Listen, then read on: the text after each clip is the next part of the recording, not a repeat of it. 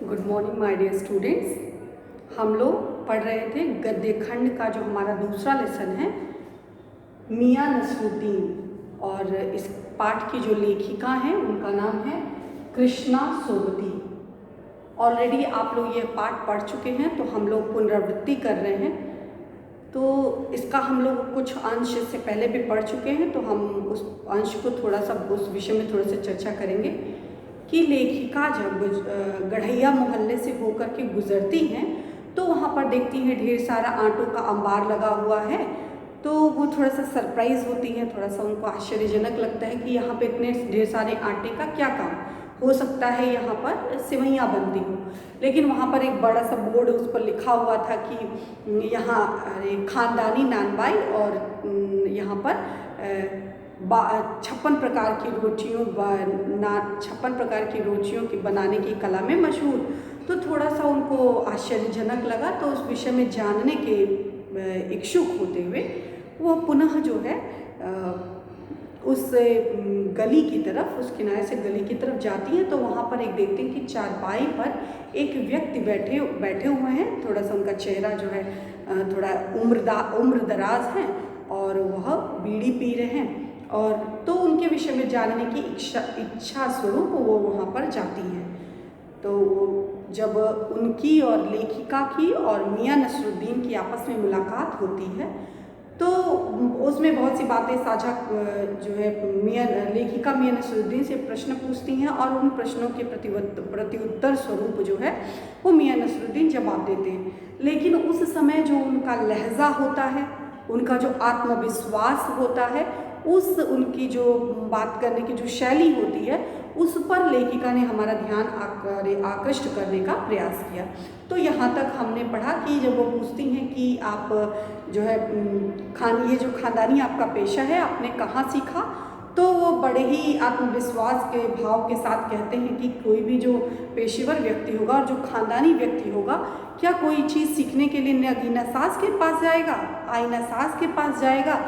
तो वो प्रश्न का डायरेक्ट सीधा प्रत्यक्ष आंसर ना दे करके उसको और एक नया प्रश्न जो है लेखिका के समक्ष प्रस्तुत करते हैं। तो जो मियां नसरुद्दीन का जो कॉन्फिडेंस है, मियां नसरुद्दीन का जो आत्मविश्वास है, उनकी जो शैली है, उस शैली की तरफ हमारा ध्यान आकर्षित करने का लेखिका ने प्रयास किया। तो आइए हम नीचे इसके आगे का जो खंड है वो पढ़ते हैं। बाप दादा का हुनर था वही उनसे पाया, वालिद मरहूम के उठ जाने के बाद बैठे उन्हीं के ठीहे पर। क्या कहते हैं कि ये पुश्तैनी पेशा है, ये रोटी बनाने की जो नानबाई का जो पेशा है, ये हमारी पुश्तैनी है, पुश्तों से चली आ रही है। तो यह हमको विरासत के रूप में हमको मिली है। और इसके मरहूम मतलब क्या मतलब होता है? जिनकी मृत्यु हो चुकी हो, जैसे स्वर्गीय बोलते हैं, तो उसी तरह से स्वर्गीय शब्द के लिए मरहूम माने जिनकी मृत्यु हो चुकी है। तो बोलते हैं जब मेरे उनके पिताजी जब धीरे धीरे पुस्त दर पुस्त ये प्रथा चली आ रही है और यह पेशा लोगों ने अपनाया, तो जब मेरे वालिद की मृत्यु हो गई तो ठीहा मतलब स्थान, तो उनके स्थान पर हम आकर के बैठ गए और यहाँ पर हम रोटी बनाने लगे। मियां नसरुद्दीन की आंखों में लम्हा भर किसी भट्ठी में गुम हो गए। मतलब भट्ठी में गुम हो जाना मतलब कुछ समय के लिए वो स्वप्न में खो गए। उनको वे सारी बातें याद आने लगी कि जब उनके वालिद जिंदा थे तो किस तरह से वो उनसे उनकी देख रेख में, उनके संरक्षण में किस तरह उन्होंने पेशा को अख्तियार किया, कैसे उनको शिक्षा मिली। ये सारी बातों को लेकर के वो कुछ समय के लिए क्षणिक रूप से वो स्वप्न में खो जाते हैं। लगा गहरी सोच में है। लेखिका कहती है कि मुझे ऐसा लगा कि ये कुछ गहरी सोच में है, सोच रहे हैं और ये हमको फिर अब बताएंगे उसके विषय में। फिर सिर हिलाया मतलब सिर हिलाते हुए कहते हैं क्या आंखों के आगे चेहरा जिंदा हो गया। लेखिका बताती है कि उनके सामने ऐसा प्रतीत होता है कि उनके चेहरे का जो हाव भाव है, फेशियल एक्सप्रेशन है, उसको देख करके ऐसा लगता है कि पूरा जो दृश्य है उनके सामने पूरा कौंध उठा हो, पूरा उनको याद आ गई हो। हाँ, हमारे वालिद साहब मशहूर थे। बताते हैं मियां नसरुद्दीन बड़े ही आत्मविश्वास से लबरेज होकर के बताते हैं कि जो मेरे बाप दादा या पिताजी थे वह क्या थे? वालिद मतलब पिताजी। मेरे जो पिताजी साहेब जो थे वो क्या थे? बहुत ही मशहूर थे। मशहूर मतलब प्रसिद्ध, बहुत ही प्रसिद्ध थे। नाम था मियाँ बरकत शाही। मियाँ नसरुद्दीन के पिता का क्या नाम था? मियाँ बरकत शाही। और नानबाई गढ़ैया वाले के नाम से, और उनके वालिद यानी कि हमारे दादा साहिब थे आला नानबाई मियाँ कल्लन। बताते हैं कि मियाँ नसरुद्दीन अपने 2 पुस्तक के विषय से लेखिका को बताते हैं। पहला बताते हैं कि मेरे जो पिताजी हैं, मेरे जो वालिद हैं, पिता हैं, उनका क्या नाम है? जो मियाँ बरकत शाही नानबाई। मियाँ बरकत ये नाम है, शाही मतलब जो राजघराने से जो ताल्लुक़ रखता हो तो शाही। तो शाही नानबाई रोटी बनाने की कला में माहिर। तो अपने पिताजी के विषय में परिचय कराते हुए बताते हैं कि मेरे जो पिताजी थे वो बहुत ही मशहूर थे और बरकत मियाँ के नाम से जाने जाते थे और शाही नानबाई थे। और उनके जो पिताजी थे उनका नाम, मतलब मेरे दादाजी का नाम क्या था? मियाँ कल्लन। वो भी जो शाही नानबाई थे वो भी बहुत ही प्रसिद्ध थे। तो लेखिका पूछती, आपको इन दोनों में से किसी का भी कोई नसीहत मतलब सीख, जब मियाँ नसरुद्दीन परिचय कराते बताते हैं कि मेरे वालिद ये थे, मशहूर थे, तो उस संदर्भ में लेखिका प्रश्न करती हैं कि अगर आप इन दोनों मतलब पिताजी और दादाजी से की दी हुई कोई भी नसीहत, कोई भी ऐसी गांठ जो आप जब ये इस पेशे को आपने अख्तियार किया तो कुछ तो आपको सिखाया होगा, बताया होगा, तो कुछ भी आपको एक अगर रेसिपी याद हो या कोई नसीहत याद हो, शिक्षा याद हो, मैसेज याद, कुछ भी याद हो तो आप हमसे साझा करें। नसीहत मतलब सीख, जो आपके वालिद वालिदैन ने सिखाई वो आप उनको बताइए। नसीहत काहे की मियाँ? तो बोलते हैं कि नसीहत किस बात की? नसीहत मतलब शिक्षा किस बात की? काम करने से आता है, नसीहतों से नहीं। हाँ, बड़े ही आत्मविश्वास से भर करके बोलते हैं मियाँ नसरुद्दीन कि कैसी शिक्षा, और मात्र शिक्षा बात भी सही है कि मात्र शिक्षा कह देने मात्र से कि शिक्षा ऐसे करना चाहिए, वैसे करना चाहिए, से कोई व्यक्ति जो है वो पारंगत, किसी भी विद्या में पारंगत नहीं होता है। केवल नसीहत मात्र से, नसीहत देने मात्र से कोई व्यक्ति किसी भी कला में पारंगत नहीं होता। तो इसी संदर्भ में कहते हैं कि नसीहत काहे की मियाँ? किस बात की नसीहत, किस बात की सीख देने मात्र से कोई व्यक्ति जो होता है वह उस कला में धुरंधर या माहिर व या एक्सपर्ट जो है वो नहीं होता है। नसीहतों से कोई नहीं होता है। हाँ, तो उसके प्रत्युत्तर स्वरूप कहते हैं वज़ा फरमाया। वज़ा मतलब ठीक, जो आप कह रहे हैं आपकी बात एकदम, मैं आपकी बात का समर्थन करती हूँ या करता हूँ, आपकी बात एकदम सही है, सटीक है। पर यह तो बताइए कि जब हमने भट्ठी की ओर इशारा किया। लेखिका बताती है कि मियाँ नसरुद्दीन ने जब यह कहा कि आप ये सारी नसीहत केवल देने मात्र से कोई व्यक्ति कुछ नहीं सीखता, उसके लिए खुद करना पड़ता है। तो लेखिका और उनके साथ जो उनके मित्र थे उन लोगों ने इस बात का समर्थन करते हुए कहा कि हाँ, आपकी बात सही है, केवल शिक्षा देने मात्र से कोई व्यक्ति एक्सपर्ट या योग्य नहीं होता। लेकिन हाँ, यह भी ज़रूर है, इसके साथ यह भी ज़रूर है कि आप ये हमें बताइए कि कुछ भी बातें, आपकी बात ठीक है, तो आपने जो बता रहे हैं कि आपकी बात नसीहत देने मात्र से नहीं होता, सही है, लेकिन जब आप भट्ठी पर बैठे, मतलब भट्ठी को आपने भट्ठी जलाना सीखा होगा, आप उसको से कैसे बनाते, ये सारी बातें जब आपने सीखी होगी, तो लेखिका भट्ठी की ओर इशारा करते हुए कहती हैं, इसीलिए उसको कोष्टक में दिया है। कोष्टक में मतलब बोलती नहीं कि भट्ठी के बारे में, बस इशारा करते बताती है कि जब इस काम पर लगे तो वालिद साहब ने सीख के तौर पर कुछ तो कहा होगा। लेखिका कहती है आपकी बात तो ठीक है, लेकिन जब आप यहाँ बैठे इस ठीहे पर, स्थान पर, तो आपके माता पिता ने कुछ तो आपको शिक्षा दी होगी, नसीहत दी होगी कि ऐसे करना, ऐसे नहीं करना, ऐसे करना चाहिए, ऐसे नहीं, कि कुछ तो कोई भी एक मेमोरी, कोई भी एक संस्मरण आपको याद है तो हमसे साझा करिए। नसरुद्दीन साहिब ने जल्दी जल्दी 2-3 कश खींचे। कश मतलब जो सिगरेट बीड़ी जो पी रहे थे, तो 2-3 कश मतलब खींचते हुए, पीते हुए, 2-3 बार पीते हुए नसरुद्दीन साहिब ने जल्दी जल्दी 2-3 कश खींचे, मतलब 2-3 बार उसका स्वाद लिया, जो है उसको जो है पिया बीड़ी को।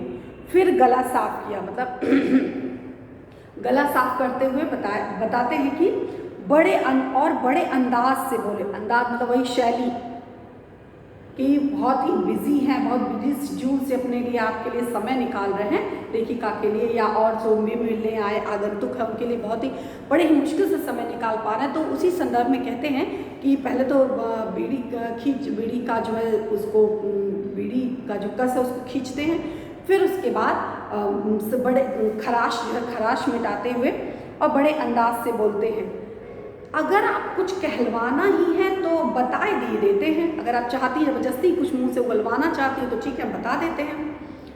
और आप जानो, सुनिए, आप अगर आप कुछ मुंह से चाहती हैं कि हम बोले तो सुनिए। और जब बच्चा उस्ताद मतलब गुरु, जब बच्चा कोई छोटा सा बच्चा शिक्षक यहाँ पढ़ने जाता है तो उस्ताद कहता है अलिफ। बताते हैं कि जब कोई शिष्य अपने गुरु के पास शिक्षा अध्ययन के लिए ग्रहण करने के लिए जाता है तो जैसे जैसे मास्टर साहब जैसे जैसे गुरु जी गुरुजन कहते हैं वैसे वैसे बच्चा जो उसको अनुकरण करता है। तो कहते हैं अलिफ, अलिफ मतलब अल्फ़ाबेट, अ आ ई क ख ग घ या ए बी सी डी जो भी अल्फ़ाबेट होते हैं तो उसके विषय में कहते हैं कि कह अलिफ। तो यह जो है यह उर्दू के अल्फ़ाबेट है। तो अगर गुरु जी कहते हैं, उस्ताद कहते हैं अलिफ तो बच्चा कहता है अलिफ, कहते हैं बे बच्चा कहता है बे, कहते हैं जिम तो बच्चा कहता है जिम। इस बीच उस्ताद जोर से एक हाथ सिर पर धरता है और शागिर्द चुपचाप परवान करता है। मतलब बताते हैं कि यह सिलसिला चलता रहता है, गुरु शिष्य की परंपरा ये चलती रहती है। जैसा जैसा गुरु कहते हैं वैसे वैसे जैसे जैसे उस्ताद कहते हैं वैसे वैसे शागिर्द जो है उनका अनुकरण करता है। और बीच में क्या होता है, अचानक कोई खामी गलती होने पर जो गुरु होते हैं यानी जो शिक्षक होते हैं वो अपने शिष्य के पीठ पर जो सिर पे भी जोरदार तमाचा मारते। तमाचा मतलब जो है उसको जिस प्रकार एक कुम्हार होता है, कुम्हार पीछे से पीट करके और अंदर से सहारा दे करके एक शेप, एक अच्छा जो आकृति तैयार करता है, उसी तरह से जो गुरु है उस्ताद है वह भी अपने शागिर्द के सिर पर एक जोर का तमाचा मारता है और वो शिष्य जो है वो परवान चढ़ता। परवान मतलब अपने लक्ष्य तक, मुकाम तक वो हासिल करता है, मतलब एक योग्य जो है अपने जीवन में एक अच्छा मुकाम वो हासिल कर पाता है। समझे साहेब, एक तो पढ़ाई ऐसी और दूसरी, एक तो पढ़ाई वो होती है कि जैसे जैसे शिक्षक बोलते हैं वैसे वैसे बच्चा उसका अनुकरण करता है, एक तो ऐसी और दूसरी डॉट डॉट डॉट मतलब दूसरे के विषय में बताते नहीं हैं। बात को बीच में छोड़ सामने से गुजरते हुए मीर साहब को आवाज़ दे डाली, भाई मीर साहब। अभी एक बता दिया, एक शिक्षा एक प्रकार की जो है तालीम यह होती है, और एक दूसरे प्रकार जिसके विषय में वह जो है जिक्र नहीं करते, बस इतना कहते हैं एक दूसरी। तो वो डॉट डॉट डॉट मतलब कि यह जो है वो स्पष्ट नहीं है। और इसी बीच में मियां नसरुद्दीन जो है दूसरे जो व्यक्ति होते हैं, एक मीर साहब होते हैं जो बगल से गुजर रहे होते हैं, उनको आवाज़ दे डाली। मीर साहब ने सिर हिलाया, मियाँ सुबह न आना हुआ? मीर साहेब कहो भाई मीर साहेब, सुबह ना आना हुआ? पर क्यों, मतलब आप सुबह से नहीं आए अभी तक, इसके पीछे क्या कारण, क्यों आप मतलब मिलने या जो भी आपका काम है या इधर से आते वक्त गुजरते हो वो आप यहाँ नहीं आ पाए, इसके पीछे क्या कारण है? तो मीर साहब ने सिर हिलाते कहा, मियाँ अभी लौट के आते हैं तो बताएंगे। तो जो दूसरा व्यक्ति था मीर साहब, वो कहते हैं कि हम दोबारा जब वापस आएंगे तो आपको सारी स्टोरी बताएंगे क्यों हम मॉर्निंग में नहीं आ पाए। तो फिर लेखिका को लगा कि यह जो है उस बात को काट रहे हैं, तो पुनः उस पर जोर डालते हुए कहती हैं कि आप दूसरी पढ़ाई के बाबत मतलब मामले में, विषय में, आप दूसरी पढ़ाई के विषय में कुछ कह रहे थे ना, आप दूसरी पढ़ाई के बाबत कुछ बता रहे थे ना। इस बार मियां नसरुद्दीन ने यूं सिर हिलाया कि सुकरात मतलब सोक्रेटिस, जिसका आप लोगों ने अध्ययन किया होगा, जो है स्टोरी वगैरह पढ़ी होगी, एक बहुत बड़े फिलोसफर हैं, दार्शनिक हैं, तो उन्हीं के विषय में बताते हैं कि इस प्रकार अंदाज़े जो बयां करने का जो अंदाज़ था उनका वो काफ़ी लाजवाब था। तो बड़े ही अंदाज में, बड़े ही अच्छे ढंग से वो क्या कहते हैं कि सिर हिलाते हैं कि हाँ हमने कुछ बात कही थी दूसरी शिक्षा के बाबत, हाँ एक दूसरी पढ़ाई भी होती है, सुनिए। अगर बच्चे को भेजा मदरसे तो बच्चा न कच्ची में बैठा और न बैठा वह पक्की में, न दूसरी में, और जा बैठा तीसरी में। तो हम यह पूछेंगे कि उन तीनों जमात मतलब क्लासेस का, एलकेजी यूकेजी फर्स्ट जो होता है उस क्लास का, उन जमात मतलब कक्षा, जो हम क्लास में जाते हैं कि स्टार्टिंग से जो प्रोसेस चलता है, प्री चले या चाहे एलकेजी चले चाहे यूकेजी, जो भी प्रोसेस है, तो मतलब पहली कक्षा में बच्चा नहीं पढ़ बैठा, दूसरी में नहीं बैठा, सीधे तीसरी में बच्चे को बैठा दो, तो वो बच्चा क्या करेगा? मतलब अगर बच्चे की जो नींव है वो मजबूत नहीं होगी, बच्चा बेसिक चीज़ नहीं सीखेगा, तो आगे वो कैसे आगे बढ़ेगा? अगर हम पैसे को बचाने के लिए या कुछ और समय बचाने के लिए बच्चे का एडमिशन डायरेक्ट 5th में करा दें, तो बच्चा जो बेसिक नहीं जान पाएगा, तो आगे जैसे कहते हैं अगर नींव मजबूत नहीं होती तो बिल्डिंग मजबूत नहीं होती। तो उसी को कहते हैं कि अगर बच्चा पहली क्लास में नहीं पढ़ा, दूसरी क्लास में नहीं पढ़ा, तीसरे में भेज देंगे, तो उन जमातों का क्या होगा? क्या हुआ उन 3 क्लासों का? क्लास मतलब क्लास का, उन 3 कक्षाओं का क्या होगा? जो बच्चा छोटी क्लासों में छोड़ दिया, नहीं पढ़ाया गया, तो उसके विषय में क्या होगा?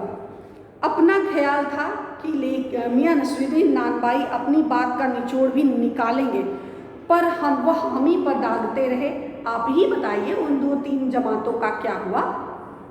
तो लेखिका कहती कि ऐसा लगता है कि वह स्टोरी जैसा बता रहे थे, तो ऐसा लगा कि हो सकता है वो हमें प्रत्युत्तर स्वरूप बताएं कि वह बेचारा बच्चा जो स्टार्टिंग में नहीं पढ़ेगा तो उसका आगे चल के क्या करेगा। तो हुआ कुछ उल्टा। उन्होंने मियां नसरुद्दीन ने खुद ही लेखिका से और उनके जो मित्र मंडली थे उन्हीं के सम्मुख जो है प्रश्न डालते हुए कहा, आप बताइए कि क्या हुआ होगा उन 2-3 क्लासों का?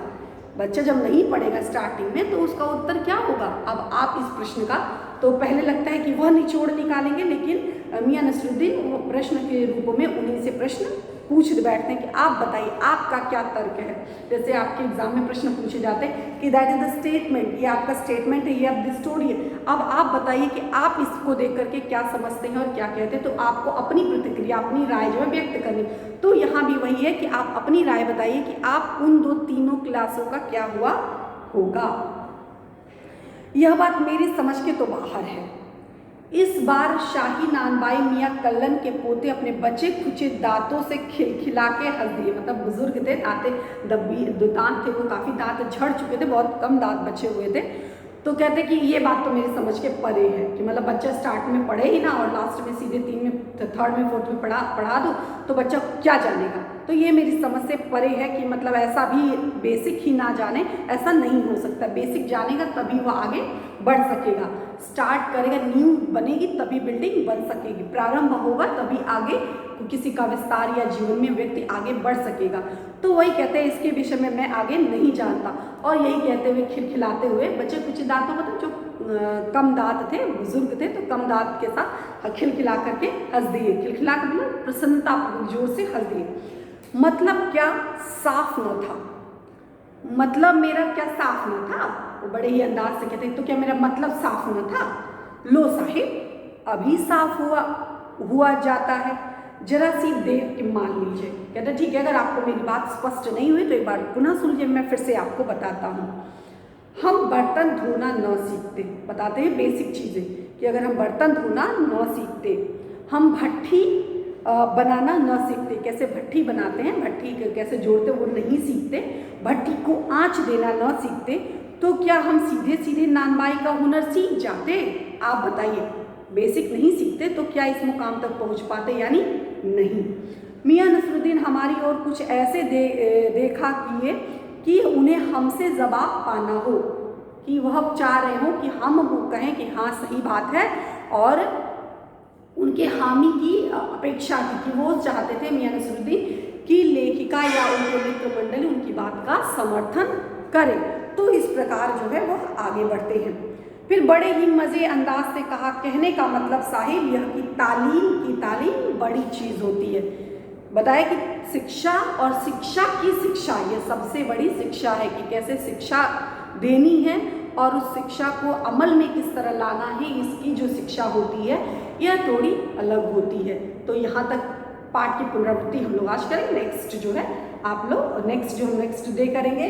आप लोग इस पाठ पर आधारित जो भी महत्वपूर्ण प्रश्न है पैराग्राफ को पढ़िए और महत्वपूर्ण प्रश्नों को अपनी भाषा में, अपने शब्दों में लिखने का प्रयास करिए। धन्यवाद।